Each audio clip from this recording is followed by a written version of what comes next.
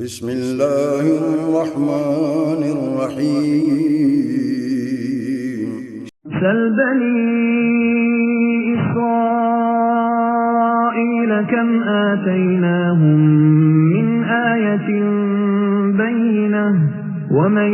يبدل نعمة الله من بعد ما جاءته فإن الله شديد العقاب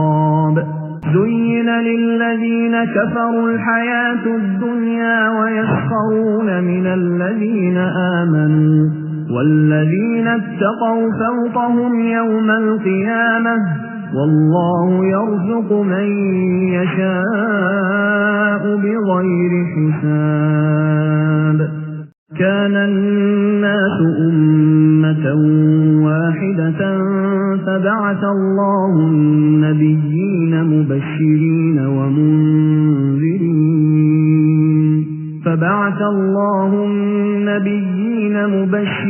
ومنذرين وأنزل معهم الكتاب بالحق ليحكم بين الناس فيما اختلفوا فيه وما اختلف فيه إلا الذين أوتوه من بعد ما جاءتهم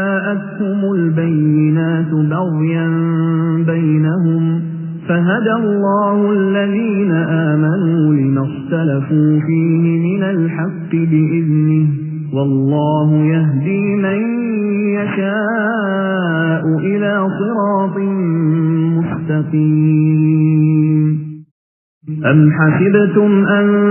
تدخلوا الجنة ولما يأتكم مثل الذين خلوا من قبلكم مستهم البأساء والضراء وزلزلوا حتى يقول الرسول والذين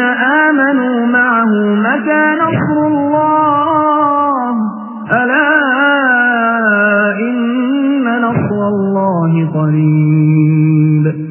يسألونك ماذا ينفقون قل ما أنفقتم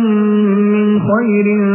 فللوالدين والأقربين واليتامى والمساكين وابن السبيل وما تفعلوا من خير فإن الله به عليم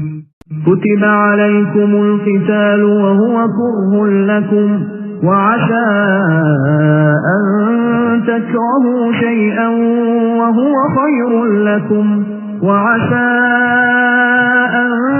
تحبوا شيئا وهو شر لكم والله يعلم وأنتم لا تعلمون